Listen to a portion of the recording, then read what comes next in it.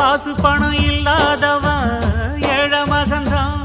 அவன் காட்டோரமா ரோட்டோரமா படுத்து தூங்குறான். சொத்து சொகம் உள்ளவனோ செல்வ மகன்தான். அவன் பஞ்சு மெத்த போட்டிருந்தும் முழிச்சு ஏங்குறான். எது மற்ற பேர்களுக்கு ஏது கவலை? 4 காசு வச்சிருந்தா 100 கவலை. இங்கு ஆசை வச்ச நெஞ்சுக்கெல்லாம் அமைதி இல்லையே. என்ன வேலை அது என்ன